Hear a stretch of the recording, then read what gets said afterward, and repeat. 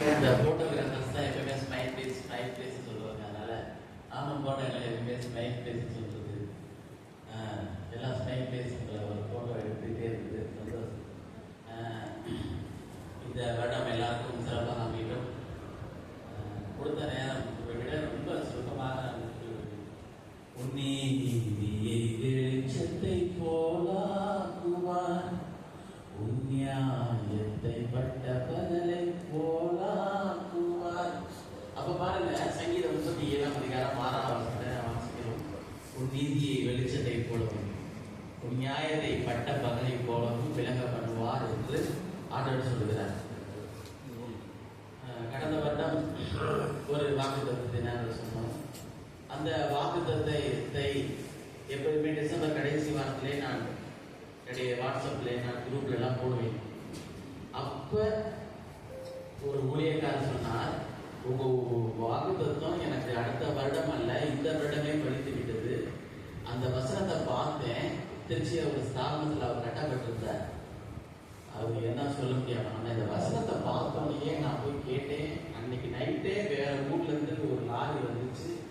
அந்த லாரியிலேயே என்னுடைய ஜாமான்லாம் எடுத்து வேற இருக்கு வந்ததை எடுத்துட்டு நாங்கள் கரெக்டாக நாங்கள் போக வேண்டிய இடத்துக்கு போய் சேர்ந்து சொன்னார். அப்படியானால் வாக்குத்தத்தம் என்பது அடுத்த வருடமோ நடக்கும் என்பது அல்ல, கொடுக்கப்பட்ட அந்த நிமிஷமே நமக்கு நடந்து விட்டது. அல்லேலூயா. இந்த வருடம் உங்களுக்கு கொடுக்கப்பட்ட வாக்குத்தத்தம் கூட உங்கள் வாழ்க்கையிலே நடக்குமா நடக்காதா என்பதெல்லாம் அல்ல, அது ஆல்ரெடி நடந்து விட்டது. அல்லேலூயா. நான் கூட இந்த வசனத்தை எங்களுடைய சபைக்காக தான் நான் எடுத்து வைத்திருந்தேன். ஆனால் அந்த டிசம்பர் மாதத்திலேயே எனக்கு சென்னையிலிருந்து எல்லோரும் டிவியிலிருந்து எனக்கு கால் பண்ணினார்கள். நாங்கள் வருடம் இன்ஸ்டாகிராம், ஃபேஸ்புக், வாட்ஸ்அப், யூடியூப் எல்லாத்தையும் நாங்கள் வாக்குத்தத்தத்தை போடுவோம்.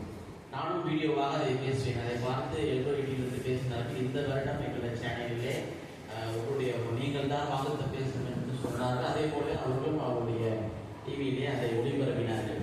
அதிலே பரிசுத்தமான சோதரம். அப்படியானால் இந்த வருஷத்துல என்ன சொல்றது? 37 அதிகாரம் 6 உன் நீதி வெளிச்சத்தை போல வெளிப்பட பண்ணுவார், உன் நியாயத்தை பட்டப்பகலை போல வெளிப்பட பண்ணுவார். இன்னைக்கு உலகத்துல பார்க்கும்போது நல்லவன் கெட்டவன் மாதிரியும் கெட்டவன் நல்லவன் மாதிரியும் ஆக்டிங் பண்ற சீன் போடுற உலகம் இது. அல்லேலூயா.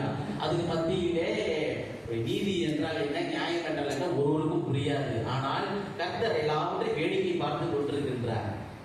ஆனால் இனி ஒருபோதும் அப்படி உங்கள் வாழ்க்கையில அவர் வேடிக்கை பார்க்க மாட்டார். தேவன் உங்களுக்கு நியாயம் செய்வார், உங்களுக்கு தேவன் தயவு செய்வார், உங்கள் சத்துருக்களை கர்த்தர் அடிப்பார், உங்களுக்கு தேவன் கிருபையும் தயவும் ஆசீர்வாதம் கொடுப்பார். பஸ் என்ன போடுறது, அவருடைய கர்த்தருடைய கரம் அவருடைய ஊழிய காலத்திலும் கர்த்தருடைய சினம் அவருடைய சத்துருக்கள் மேல ஒரே நேரத்தில் எல்லாம் நடக்கும். அல்லேலூயா. இதுவரை நீங்கள் பாதிக்கப்பட்டிருக்கலாம், நீங்கள் சோர்ந்திருக்கலாம், நீங்கள் வேதனைப்பட்டிருக்கலாம்.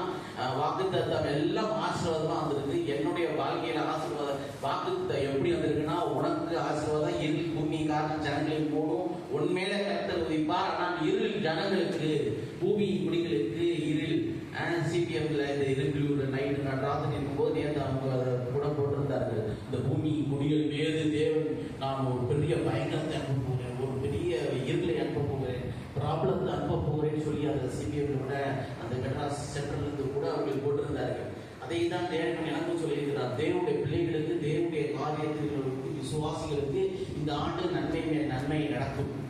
துரோகிகள் வீழ்வார்கள், பிசாசுகளின் கிரியைகள் அழிக்கப்படும், துன்மார்க்கர் அழிவார்கள், தேவனுடைய பிள்ளைகள் வேத வசனத்தின்படி என்றென்று நிலைத்திருப்பார்கள். கர்த்தர் தாமே உங்களால் ஆசீர்வதிப்பார்.